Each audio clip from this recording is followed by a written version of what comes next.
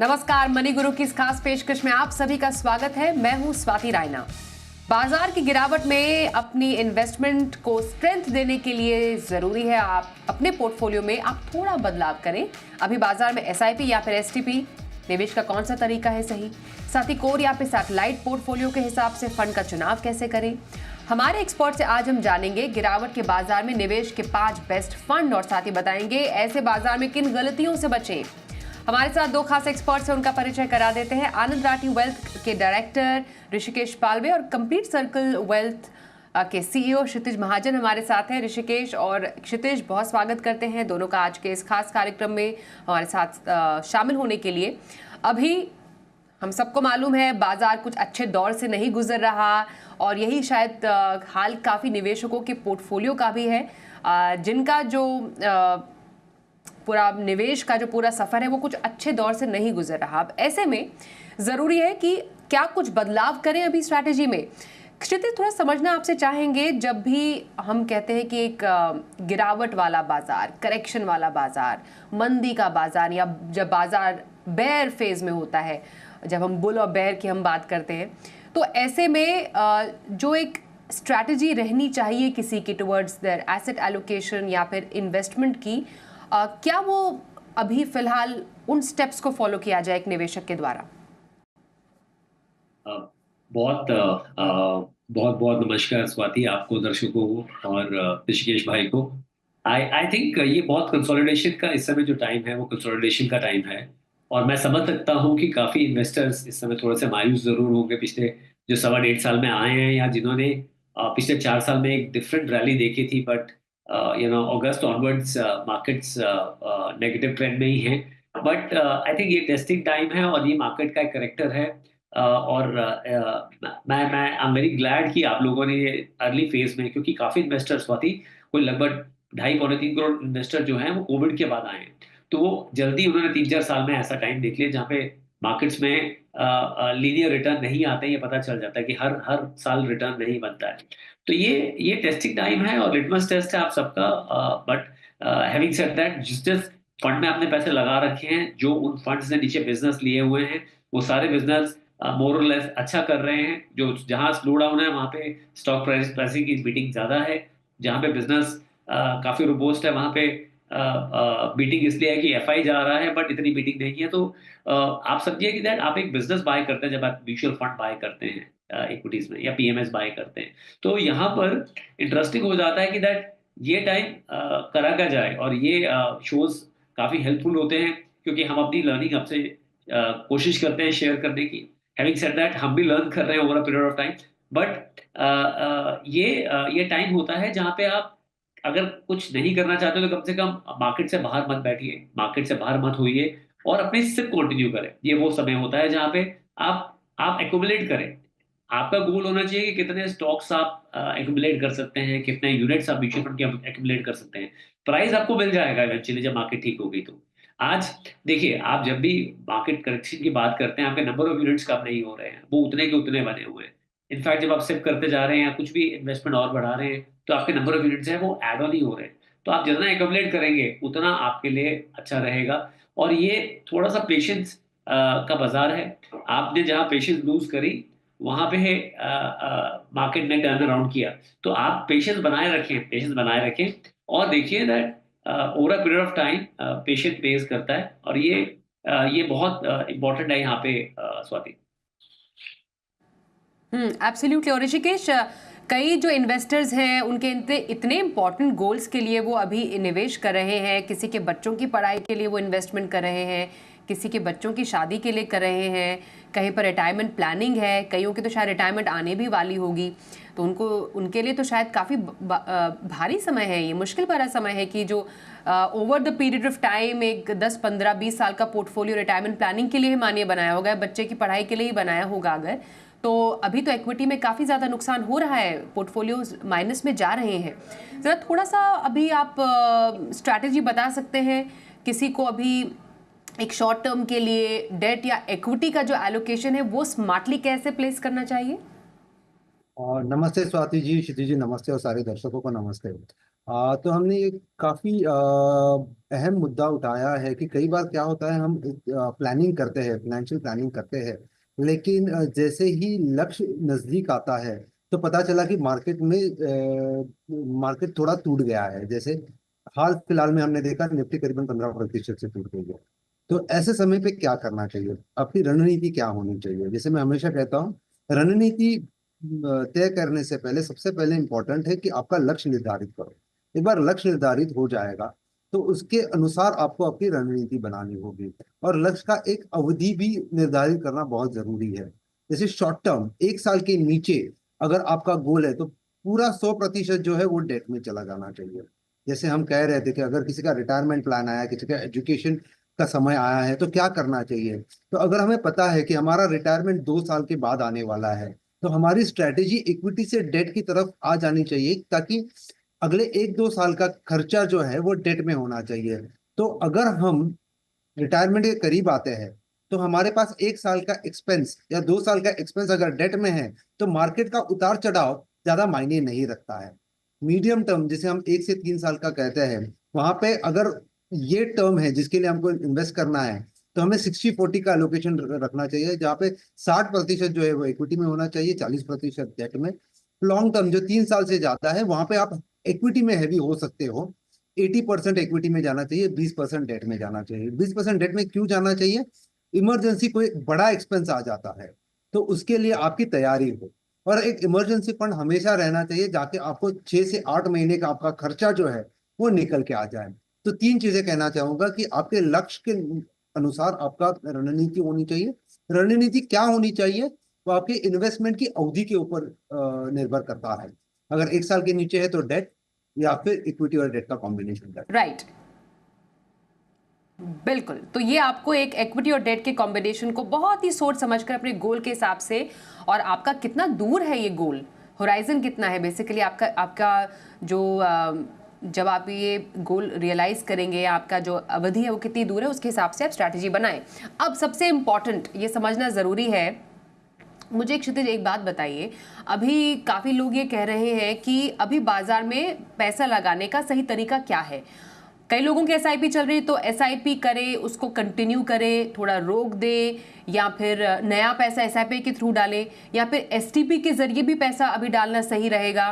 लोग तो date to equity करते हैं, कई लोग इक्विटी टू डेट भी करते हैं। जरा बताइए कि अभी सही तरीका क्या है बाजार में पैसा डालने का। स्वाति, देखिए, इसमें मैं इसको 3 भाग में बांटूंगा। सबसे पहले, जिन लोगों की सिप चल रही है वो अपने सिप को बिल्कुल कंटिन्यू रखें। देखिए, सिप का जो मेन बेनिफिट आता है वो फॉलिंग मार्केट में आता है। जब आपके सिप अपवर्ड ट्रेंड में होती है, मार्केट जब होती है, मैं एक एग्जांपल लेता हूँ। मार्च 2020 जो कोविड का बॉटम था, वहां से जब अगर लास्ट आप पीक देखें 26,400 तक का, जो निफ्टी ने बनाया कोई जुलाई अगस्त के आसपास, तो वहां पे तो लमसम इन्वेस्टमेंट ने बेटर किया होगा, क्योंकि 7,500 निफ्टी से 26,500 तक पहुंच गए। और सिप में आप करते रहे, सिप ने अच्छा किया, पर लमसम ने एनी डे बेटर किया। बट सिप का जो मेन बेनिफिट आता है, सिप कहाँ गेन करती है? जहां पे मार्केट नीचे जा रही होती है, क्योंकि आप इनपुट कर रहे हैं बट सेम पैसे में आपको यूनिट ज्यादा एक्यूमुलेट हो रहे हैं, क्योंकि मार्केट नीचे है। तो आपका जो मेन बेनिफिट सिप का है, वो तो यही मार्केट में है जिसमें अभी इस समय हम प्रेजेंट है।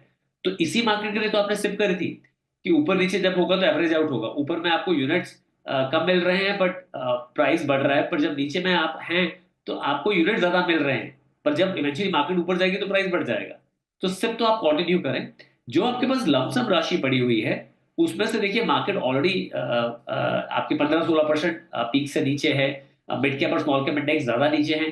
तो यहाँ पर आप अगर कोई लमसम राशि आपकी पड़ी हुई है, तो थोड़ा लार्ज कैपिश ओरिएंटेड फ्लेक्सी कैप या फोकस फंड, या आपका कोई लॉन्ग टर्म गोल है तो मिड कैप, तो उसमें 30% एलोकेशन आप इमीडिएटली कर सकते हैं, क्योंकि ऑलरेडी आप डाउन है।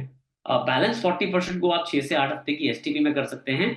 और बाकी का पैसा कुछ आप एज ए ड्राई पाउडर रख सकते हैं, कि कल को फर्दर कुछ फॉल आता है मार्केट में, उसका बेनिफिट के लिए आप यूज कर सकते हैं। ये आपका लमसम इन्वेस्टमेंट को पार्टिसिपेट करने की बात होगी। अब बात आती है कि दैट इक्विटी से डेट में जाने की जरूरत बिल्कुल नहीं है। जहां एसेट एलोकेशन आपका थोड़ा इक्विटी की तरफ वेल्टेड था, थोड़ा टिल्टेड था, वो ऑलरेडी मार्केट के 15% होने से काफी वो बैलेंस आउट हो गया होगा। पर अगर आप कोई लमसम इन्वेस्टमेंट करना ही चाहते हैं, तो इस समय या तो मल्टी एसेट में जाएं, जो आपका गोल्ड के प्राइस से बेनिफिट लेगा, as well as rate cut जो इंडिया में आएंगे कल को, उसमें फिक्स इनकम वाला पार्ट भी बेनिफिट लेगा और इक्विटी मार्केट नीचे है ही है। या फिर आप बैलेंस एडवांटेज फंड कैटेगरी में जाएं, जहां पे आप कह रहे हैं कि आप ये कॉल नहीं लेना चाहते हैं कि इक्विटी डेट कितना हो, तो फंड मैनेजर लेगा। तो काफी बैक फंड जो है इस समय 40 to 45% राइट। इक्विटी में है। हम्म। एब्सोल्युटली। मैं ऋषिकेश, आप ही से इसके कंटिन्यूएशन में जानना चाहती हूँ कि आज की तारीख में अगर कोई एक बहुत छोटी रकम से भी अगर एसआईपी की शुरुआत करे, अभी हम देख रहे हैं कि बाजार चलिए काफ़ी नीचे है, कईयों के जो एनएवीज हैं, फंड्स के एनएवीज काफ़ी डाउन भी होंगे, लेकिन अगर ऋषिकेश अभी पैसा कोई डालता है एसआईपी के थ्रू, तो लॉन्ग टर्म में कीपिंग इन माइंड जितना भी रिटर्न उस फंड का जनरेट होगा, अप्रोक्सीमेटली कितना पैसा कोई जनरेट कर सकता है, मे बी इन अनदर 5, 10 और 15 ईयर्स? ऋषिकेश। स्वाति जी, एसआईपी एक बहुत ही इम्पोर्टेंट और पावरफुल टूल है इक्विटी में निवेश करने के लिए। अगर एसआईपी का माध्यम हम चुनते हैं और एसआईपी में 5,000 का भी निवेश करते हैं महीने दर महीने, और एक स्टेप अप लगा देते हैं, जो हमेशा मैं कहता हूँ कि एक स्टेप अप करना बहुत जरूरी है, क्योंकि इन्फ्लेशन बढ़ता है, हमारी आमदनियां बढ़ती है, तो हमारे इन्वेस्टमेंट का रेट भी बढ़ना चाहिए। अगर मेरा हर महीने का 5,000 का एसआईपी है और अगले साल तो फिर मुझे 10% से बढ़ाना चाहिए, उसको 5,500 करना चाहिए, उसके अगले साल और 10% से बढ़ाना चाहिए, 6,050 करना चाहिए, so on and so forth. तो अगर मैं आज 5,000 की एसआईपी करता हूँ और 10% का स्टेप अप करता हूँ हर साल अगले 20 सालों के लिए, और उन फंड्स ने अगर 13% का रिटर्न दे दिया, तो आपकी राशि कुल मिला के बनती है 1 करोड़ की। तो ऑप्टिकली देखिए तो सिर्फ 5,000 का निवेश हो रहा है हर महीना, लेकिन 20 साल के बाद because of power of compounding आपकी राशि कुल मिला के बन जाती है 1 करोड़ के करीब। और एक उदाहरण देना चाहूंगा क्विकली। अगर 20 साल पहले किसी ने निवेश किया होता तीन स्कीम्स में, एचडीएफसी, फ्लेक्सी फ्रैंकलिन इंडिया और निपॉन इंडिया ग्रोथ फंड में, अगर इक्वल अमाउंट्स में डाला होता, और अगर एसआईपी की होती समझो 1,000 रुपए की हर महीने की, स्टेप अप भी ना किया होगा था, तो उनकी रकम होती 1,75,00,000 रुपए, निवेश की राशि होती करीबन 9 लाख रुपए, 1,65,00,000 का गेन होता और रिटर्न बनता करीबन 19 से 20% का। तो कहना चाहता हूँ कि पावर ऑफ कंपाउंडिंग काफी हैंडी आता है जब आप एसआईपी के द्वारा निवेश करते हो। तो ये कुछ आंकड़े हैं जिससे हमें सहायता होगी जानने के लिए पावर ऑफ कंपाउंडिंग और एसआईपी किस हिसाब से हमें हेल्प कर सकता है। बिल्कुल। एक चलिए छोटे से ब्रेक के लिए भी रुकते हैं, और ब्रेक के बाद भी जरा समझने की आप कोशिश करेंगे कि इस बाजार में सबसे पहले आपको किन गलतियों से बचना है, दूसरा कैसे फंड्स में आप इन्वेस्ट कर सकते हैं। दोनों एक्सपर्ट्स की राय थोड़ी देर में, बने रहिए हमारे साथ।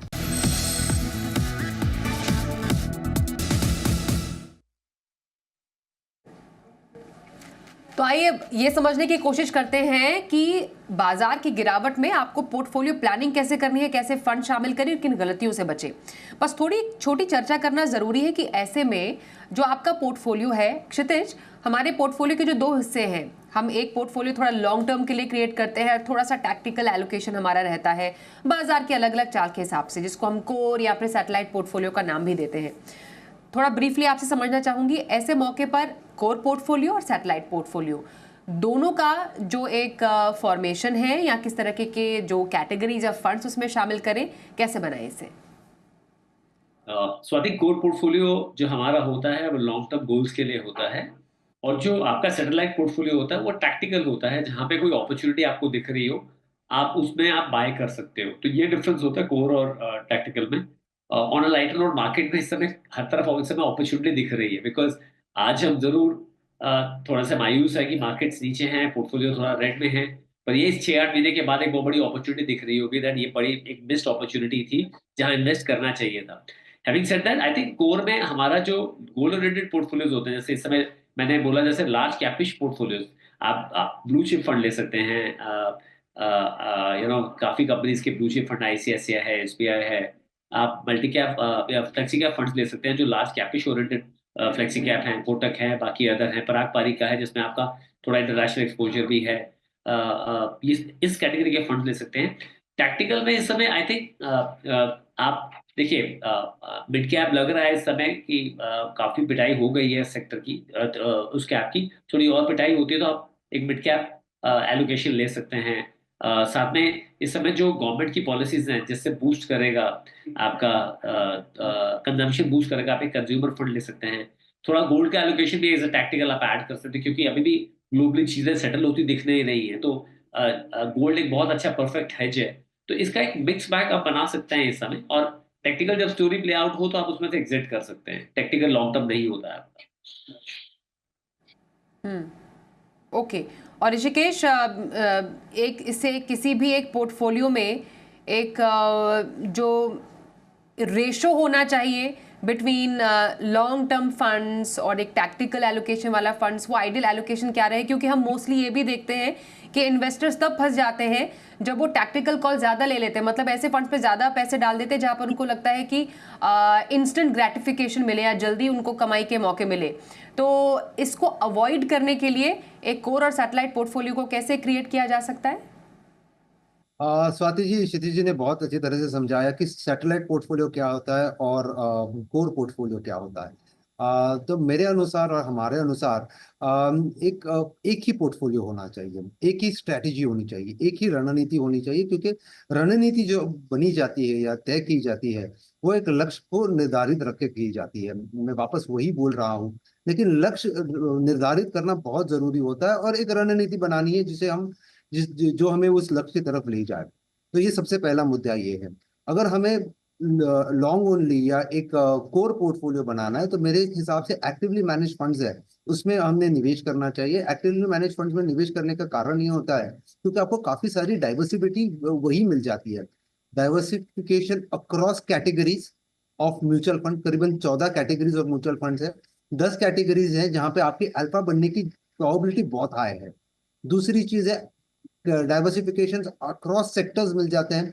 इंडस्ट्रियल्स में एक्सपोजर मिल जाता है, बैंकिंग में एक्सपोजर मिल जाता है, फार्मा में मिल जाता है, so on and so fourth. तो हर एक इंडस्ट्री का भी, हर एक सेक्टर का भी एक्सपोजर मिल जाता है। और सबसे अहम चीज है कि आपका लार्ज कैप, मिड कैप और स्मॉल कैप का एक्सपोजर हो जाता है, जो बहुत महत्वपूर्ण है। अगर 55% अगर आपने लार्ज कैप में लगा दिया, 30% जो है वो मिड कैप में लगा दिया और 15-20% जो है वो स्मॉल कैप में लगा दिया, तो एक अच्छा खासा डाइवर्सिफाइड पोर्टफोलियो बन सकता है। और ये पोर्टफोलियो जो है वो आपके अपने लक्ष्य की तरफ लेके जाने की काफी अच्छी गुंजाइश रखता है। तो मेरे हिसाब से एक ही पोर्टफोलियो बनाइए जो आपका कोर पोर्टफोलियो होगा, एक रणनीति होगी जो आपके लक्ष्य की तरफ लेके। ओके क्षितिज, अब जरा ये बताइए, हम जिस तरीके के इन्वेस्टमेंट स्ट्रैटेजी की अभी बात कर रहे हैं, ऐसे बाजार में किन 5 गलतियों से बचें? सबसे पहले तो मैं यही बोलूंगा कि अपनी सिप स्टॉप करने के बारे में बिल्कुल मत सोचिए। आपको लग रहा होगा दैट इक्विटी मार्केट में पैसा मेरा नहीं बन रहा है और जो बना था सारा वो नोशनल था, कभी I am not able to enjoy, तो आप बिल्कुल भी सिप स्टॉप करने के बारे में मत सोचिए। दूसरा, आप अगर कोई एग्रेसिव आपने स्टैंड ले रखे हैं इन टर्म्स ऑफ आपके पास स्मॉल और मिड कैप एलोकेशन ज्यादा है या कोई सेक्टोरल बेट ज्यादा है, तो उसको एवरेज आउट करने का इस समय मत सोचिए, बिकॉज वहां पे अभी भी आई थिंक पेन थोड़ा आप देख सकते हैं, तो आई थिंक उससे उससे आप अवॉइड करें। तीसरा, आप स्टैगर इन्वेस्टमेंट के बारे में सोचिए, लमसम इन्वेस्टमेंट के बारे में सोचिए। चौथा, मार्केट से एग्जिट मत करिए ये सोच के कि दैट यहाँ पे पैसा नहीं बनता है और रिडीम करते हैं, आप लॉसेस, अपने लॉसेस बुक मत करिए at any given point in time. और पांचवा बहुत इंपॉर्टेंट है कि दैट जो भी आप एलोकेशन कर रहे हैं उसे उसे स्ट्रक्चरली अपने एलोकेशन को करिए, मतलब 6-8 हफ्ते का एसटीपी करिए, कुछ पैसा लमसम अभी डाल दीजिए 30% के करीब। तो ये 4-5 चीजें अगर आप करेंगे ना तो आप जो मतलब 1 साल के बाद इस टाइम को याद कर रहे होंगे, जो डिसीजन आपने लिए हैं, जो भी आपने सिप में पैसा इस मार्केट लेवल पे डाला है या लमसम पैसा जो स्टैगर करके डाला है, वो विजर्व बाकी साल से आपका सबसे अच्छा परफॉर्मिंग होगा, क्योंकि ऑलरेडी स्वाति आप 16-17% मार्केट के डिस्काउंट में बैठे हुए हैं। एब्सोल्युटली। और ऋषिकेश, आपकी नज़र में वो कौन सी नॉट टू डू मिस्टेक्स होंगी जो आप सजेस्ट करेंगे इन्वेस्टर्स को? सबसे पहले मैं भी कहना चाहूंगा कि सबसे पहले आप टाइमिंग ना करिए मार्केट का। जैसे आज कल बहुत सुनाई देता है कि सिप स्टॉप कर लो या फिर मार्केट से निकल जाओ। मार्केट टाइमिंग करने की कोशिश मत करो। जितना समय आप टाइम स्पेंड करते हो या समय स्पेंड करते हो मार्केट में, उतने आपके ज्यादा रिटर्न्स बनने की गुंजाइश बढ़ जाती है। दूसरी चीज ये है कि करेक्टिव एक्शंस लेने बहुत जरूरी होते हैं। करेक्टिव एक्शंस कब लिए जाएंगे? जब आप रिपोर्टिंग करोगे और रिव्यू करोगे आपके पोर्टफोलियो का। पोर्टफोलियो का review as an asset allocation का रिव्यू होना चाहिए। इक्विटी में अगर हमने निर्धारित करके रखा है कि 80% इक्विटी और 20% डेट है, तो हर साल हर महीना हमें देखना चाहिए कि वो संतुलन बिगड़ा हुआ है या सही है। उस हिसाब से उसको सही करने की बहुत जरूरी होती है। मार्केट सेंटिमेंट्स को फॉलो ना करें। काफी बार ऐसे होता है कि मार्केट सेंटिमेंट अच्छी नहीं है, मार्केट टूटने वाली है, इसकी वजह से काफी सारे क्लाइंट कहते हैं कि हमें इक्विटी से एग्जिट करना है। तो एक प्लान बी, एक डेट या समथिंग लाइक डेट जो प्रोटेक्शन देता है पोर्टफोलियो को, वो होना बहुत जरूरी है। ओनली इक्विटी पोर्टफोलियो काफी हानिकारक हो सकता है। इन्वेस्टमेंट गोल सेट करना बहुत जरूरी होता है, एक लक्ष्य निर्धारित करना बहुत जरूरी होता है। और जैसे मैंने पहले भी कहा, एक रणनीति तय करनी चाहिए जो आपको अपने लक्ष्य के तरफ लेके जाए। रणनीति क्या होती है? Asset allocation. एसेट एलोकेशन ये सबसे प्रथम स्टेप है इन्वेस्टमेंट का। तो कितना इक्विटी में जाना चाहिए, कितना डेट में जाना चाहिए, जैसे हमने पहले भी कहा, वो निर्धारित करना बहुत जरूरी है। तो ये सारी चीजें अगर हम अमल करते हैं तो रिटर्न्स बनने की गुंजाइश काफी बढ़ जाती है। बिल्कुल। एंड लास्ट बट नॉट द लीस्ट, क्षितिज बताइए, इस बाजार में कौन से फंड आपको पसंद आ रहे हैं? मैंने पहले भी बताया, लार्ज कैप पे श्योरली इस समय फंड्स लीजिए, क्योंकि लार्ज कैप अपने आप में काफी डिस्काउंट पे है। तो आप एक ब्लू चिप फंड ले सकते हैं, आईसीआईसीआई, एसबीआई, एचडीएफसी, किसी का भी। आई थिंक आप ब्लू चिप फंड ले सकते हैं। प्रातवारी का एक फ्लेक्सी कैप फंड बहुत अच्छा है, उसमें आपका एक्सपोजर है इंटरनेशनल मार्केट्स को भी है, और वो लिक्विड पोजीशन भी 10-11% मेंटेन करके बैठे हुए हैं as a dry powder, so that they can use जब मार्केट में कोई अपॉर्चुनिटी मिल रही है, आप वो देख सकते हैं। आप एक बैफ भी ले सकते हैं, जैसे मैंने बताया, कुछ जगह पे आप एक फंड मैनेजर को अपॉर्चुनिटी दें कि वो अपने एंड पे एवरेज आउट करें। तो एचडीएफसी, आईसीआईसीआई में से कोई भी बैफ भी आप एक बैलेंस एडवांटेज फंड ले सकते हैं। गोल्ड एक अच्छी ऑप्शन हो सकती है यहाँ पे इन्वेस्ट करने की, आप गोल्ड ले सकते हैं। और जो लॉन्ग टर्म गोल्ड में अगर आप देख रहे हैं, तो एक मोतीलाल का मिड कैप फंड है। अगर आप यू नो 10 से 12 हफ्ते की एसटीपी कर सकते हैं, तो एक लमसम इन्वेस्टमेंट के लिए आप मोतीलाल मिड कैप भी दे सकते हैं, जो आपका गोल 10 साल से ऊपर आपका समय है जिसको अचीव करने का। और ऋषिकेश, आपके पसंदीदा फंड्स कौन से रहेंगे? स्वाति जी, मेरे पसंदीदा फंड वो रहेंगे जहाँ पे आपका मार्केट कैप एलोकेशन संतुलित रहे। तो मैं कहूँगा एचडीएफसी फ्लेक्सी कैप जो है वो एक बहुत अच्छा फंड है फ्लेक्सी कैप कैटेगरी में। ऑल्दो फ्लेक्सी कैप कहा जाता है, वो प्रॉक्सी लार्ज कैप है। 83% लार्ज कैप में है उसका निवेश। कोटक मल्टी कैप जो है वो मेजरली लार्ज, मिड और स्मॉल कैप में निवेश करता है, लेकिन एक प्रॉक्सी है मिड और स्मॉल कैप का। तो ये काफी अच्छा फंड है मल्टी कैप कैटेगरी में। डिविडेंड यील्ड फंड, आईसीआईसीआई का डिविडेंड यील्ड फंड में रिकमेंड करना चाहूंगा। यहाँ पे 3% का डिविडेंड यील्ड आने की गुंजाइश है। इन्वेस्को स्मॉल कैप एक अच्छा प्रतिनिधित्व करता है स्मॉल कैप कैटेगरी के लिए। पिछले 1 साल से काफी अच्छा आउट परफॉर्मेंस रहा है अपने खुद के इंडेक्स की तरफ भी, इन्वेस्को स्मॉल कैप का। और डीएसपी इक्विटी अपॉर्चुनिटीज एक पसंदीदा फंड है। तो ये 5 फंड्स मेरे पसंदीदा फंड है जिनके बारे में बात किया। बिल्कुल, तो ये रहे पसंदीदा फंड्स जिस पे आप निवेश कर सकते हैं। हमारे दोनों एक्सपर्ट्स की राय। धन्यवाद भी करना चाहेंगे ऋषिकेश और क्षितिज, आप दोनों का हमारे साथ आज के शो में शामिल होने के लिए। रुकते हैं ब्रेक के लिए, खबरें जारी रहेंगी, देखते रहिए जी बिजनेस।